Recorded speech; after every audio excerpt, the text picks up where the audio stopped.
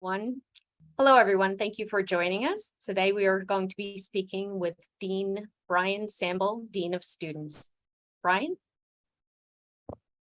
Great to be with you all, and congratulations on your students' accomplishment on coming to Lafayette. We can't wait to see your student very soon and to meet you when you have a chance to be on campus. As Dean of Students, our mission in my office is to really connect across all of the various offices that are in both campus life and campus to coordinate a wide range of functions to achieve our goals, really all directed towards student success and belonging. The areas that are in the Dean of Students office that I work most closely with, you see listed on the screen below. So largely in offices you've probably already interacted with: residence life, student involvement, which covers orientation, student activities, Greek life, student advocacy and prevention, recreation services, and some others. And again, here at the Dean of Students office, we understand the student experience is really integrated across many different interaction points and to support the life outside the classroom and academic success as well. So very broad ranging, but my hope today is to leave you with a few tidbits of information on what you can take back and some conversation points to engage with your student after today and throughout the course of their first year. Number one piece of advice I have for anyone, if we went to college and think back to our first days, or you've had another student who went off to college, just the importance of involvement, connection, community, building relationships with people, and that informal networking that occurs beyond structured classes or events or activities.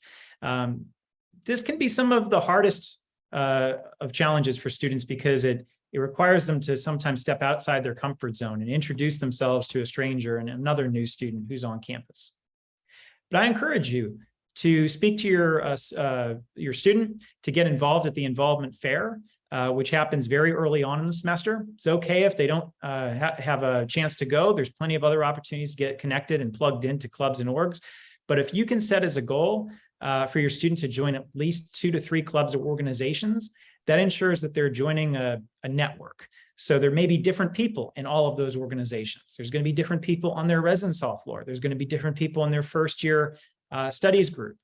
They're going to connect with different folks in different settings. And I think the more networks they can tap into, the more different people they're going to meet and where they find that they're going to click with their friend group. Second piece of advice I would encourage is to ask them follow-up questions after the first few weeks. What have you attended for a club meeting? What do you like? Maybe you attended a club meeting that you really didn't like and it didn't jive with you, and that's totally fine. So do you think you'll go back, or do you think you'll try something else? These are all questions I would ask with my student as the weeks go by. Second piece of advice, maybe provide your student with a door prop. While they're in the room, it's during the day, and they're available, propping the door open is almost inviting to someone else who's living on the floor just to knock and say, "Hi, what's your name? I'm also new to Lafayette, and I also live on the floor." And then maybe if your student wants to knock on another door in the hallway and introduce themselves. Again, this can be some of the hardest of challenges for someone who doesn't know too many people on the floor or in the building, but it can pay off dividends on building relationships with people your student's going to see multiple times a day because they're living there really for the next 9 months. Third, your orientation group.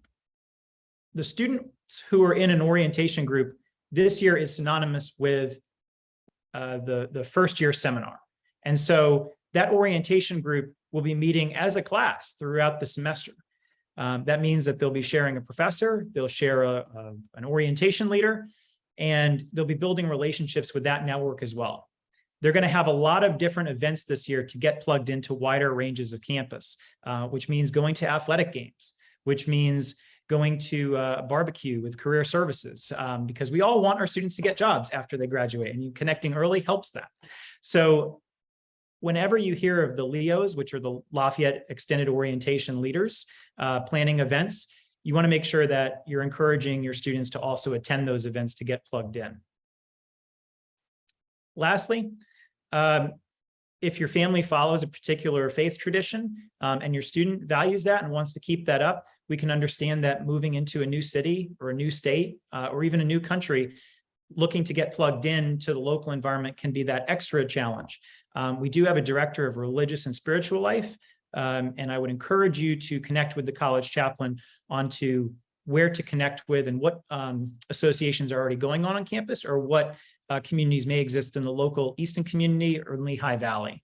But again, looking at all dimensions between the residence hall floor, clubs and organizations, religious spiritual connections, first year seminar and orientation groups, plenty of networks to build and plenty of places to get connected in with many different students. Another aspect of wellness is the recreation services. It is still true today that while the food is really good and Bon Appetit does a great job at dining, the freshman 15, as they say, still can exist. And being sure to be mindful of what kinds of exercise are important to your student, or what would they want to get plugged into if they've never lifted weights before, they've never really biked or gone for runs or joined a group fitness class. There's all different sorts of ways to engage at different levels. And again, the hardest step is first stepping into the facility. But knowing that there's a large staff there who is there to help, a lot of student supervisors who are peers that can also give guidance on where to go, but also a lot of cool intramural clubs to join. So if you like volleyball, basketball, if you just like going for a freestyle swim in the pool, check out the website, see when the hours are. Intramural clubs register every year. So going in and seeing what clubs are available for the fall, for the spring, and which ones resonate, again, meeting a new network of people and something to do outside of classes, outside of club meetings, just to get some exercise, but also energize yourselves and meet people and expand that network. If you're following me, you're following a theme of network development and building relationships. That is true too with faculty and professional staff. So all of your students, professors and faculty will have office hours. These aren't just a time to stop by when they're in trouble or they didn't pass their last exam, which can happen. It's also a time just to introduce themselves to their professors, build a relationship. This is a small liberal arts campus. That is why so many professors have chosen to work and spend their career here. They want that development, they want that relationship with students, and they want to support them over 4 years. So ask your student, have they stopped by office hours? Have they introduced themselves to each of their professors? I would set that as a goal for this, for the fall semester, to do that with each of those classes that they have. They also have an academic dean who's in the advising office that's specifically for first-year students. Students who I talk to, who oftentimes have found their first year successful, have connected with that person. Gateway Career Counselor. Gateway Career Center is here in Hogue Hall, and they are also available to, again, not just be there for an internship or help get a job at the end of the 4 years, but actually start to build a student's capacity to be ready and excel in that process later on their first year. Another person and point of contact is the Assistant Director of Residence Life, who's a professional staff member in the residence hall, or the RA. As a student staff member, RAs are particularly important because they're trained to know about resources across the campus. So if your student is asking, where is this building? Or what's this office I should connect with? Or where is that? RAs can be very, very helpful, and they live on the floors in the residence halls. And of course, there's always the staff. So your students will get connected with a variety of different offices. Maybe it's intercultural development. Maybe it's religious and spiritual life. Maybe it's involvement. But building relationships with the staff in those offices is very important. And of course, the Dean of Students office over here in Feather House. We're on the edge of campus, right as you drive up the hill at the front, but definitely worth the trip, and our doors are always open. We spoke a little bit about involvement. We spoke a lot about the fun that can be had. Sometimes too much fun gets into the Office of Student Conduct. I think there's that old adage, nothing good happens after midnight. I don't know of a college in the country where something doesn't happen after midnight. So hopefully we won't ever encounter and cross this bridge, but in the event that your student is charged with a violation of the code of conduct, just want you all to be aware of what that process entails, sort of at the 10,000-foot view. So it all begins with knowing what the policies are and what the expectations are of a community you move into. So there's a student handbook. I'd encourage your student to read it in its entirety. I realize it's long, but it can also sometimes be cautionary of things that a student will encounter and those decision points where we expect students to make ethical judgment and ethical decision-making at those crossroads in the road. So there's a book we've actually put on our website and made available to parents called Talking with College Students About Alcohol. And I encourage students to download it, to read it. And it has some helpful tips on just how to speak with your student about situations that they could encounter while they're here, again, in a residential environment for their 4 years. We do aim to be a drug-free community. And that is something that I personally value. I value that we need a safe community. And there are going to be times when students may be charged with a violation of the code of conduct. And that's sort of routine for us addressing incidents that are not in sync with values of our community. Now, what does that mean? That means they'll typically receive an email from a hearing officer detailing what the violation was and an invitation to meet to discuss it and how they wish to proceed. And whether the case is being resolved by a staff member or a panel, I can assure you that the staff who are handling that are reviewing all of the information that's present. Of course, I'm not there usually during an incident, and you are not there usually during an incident. So the two of us can sometimes talk about general process and procedures, but ultimately the student and that panel or hearing officer will have all of that information at their disposal. And it's really an interactive process between them to determine responsibility. So just because they get a letter doesn't mean they're responsible. That gets determined between the officer and the panel and the student at a later time.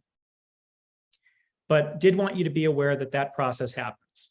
Now, if your student is found responsible for alcohol or drug cases under the age of 21, or we're getting into a serious case of say, suspension, we do elect to notify parents in many cases. So if we have that information on hand, we typically will reach out and notify you of something that is more on that extreme end of the spectrum, or if there is an alcohol and drug concern, because we want to be partners in this process in providing support for your student to hopefully just get back on track and to have a successful 4 years here and a safe community for everyone else. There may be also moments over this year or the following 3 years that your student has maybe disengaged from you, you haven't heard from them very often, or you may learn of something that sort of draws that antenna up. And maybe that is something that's hazing related that you're hearing about. And it may only be a rumor, but of course, it's always good to look under every rock and make sure that there's no stone unturned if it is something more serious. But of course, being away at college, especially as you get into the winter months, can be a time when if you don't hear from your student and they're not returning your calls, you want someone to check in on and make sure everything's okay. We do have a form called OnePARD. I have the link to OnePARD here. That form covers a variety of different circumstances, but of course, just a concern about behavioral health. If you know something, if there's been a disturbing text home or there's been an email and you want us to follow up, again, this is a great way to do it. It's not an emergency, right? So if it's an emergency, we have a public safety office to call. There's always 911, but this is a helpful resource for parents who want to communicate information to either the student intervention team or to my office to have us be aware of something should it occur. And then lastly, emergency contacts. This is a situation where I would say it's unexpected that you receive a call about an emergency, but we always want to make sure that should that event ever arise, and I've had students who have had emergencies from they're playing a sport, competitively, and they get injured on the court, or someone's cooking and they injure themselves, or they are sent to an inpatient hospitalization. Of course, we make a case-by-case decision when we may call parents But oftentimes when that involves a serious emergency, we are going to reach out to whose name is on that line. You may be asking what line that is.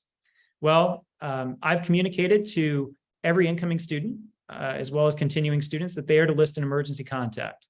That is the college's expectation. That is the college's requirement. I do not know necessarily, though, who you and your student have talked about whose name is on that line. So students will log into My Lafayette or their Banner self-service. They look under personal information, and that's where they enter their emergency contact. They can enter multiple emergency contacts. Sometimes parents who are far away, maybe on the West Coast, that have a relative who are close to Philadelphia or to Easton, may actually designate another person to be an emergency contact just because their proximity could get to campus that much sooner to respond. Again, this is not a situation we hope that any of us are on the receiving end for, but it is important that should anything occur that is more elevated, we have somebody on file. So I'd encourage you to speak with your student to determine whose name is on that line and that they do have an emergency contact listed and who may be most appropriate in the area to be that responding person. But with that, I want to say that I'm very excited to meet your student when they arrive on campus. I am confident it's going to be a great year. Our team is energized. We can't wait to meet them, and we can't wait to meet you and just hear over the next year what they've decided to get involved with and where they start to make their mark and author their experience on campus. See you soon. And again, I'm over in Featherhouse, so always stop by and say hi. Thank you, Dean Samble, for that important information and some great advice as well.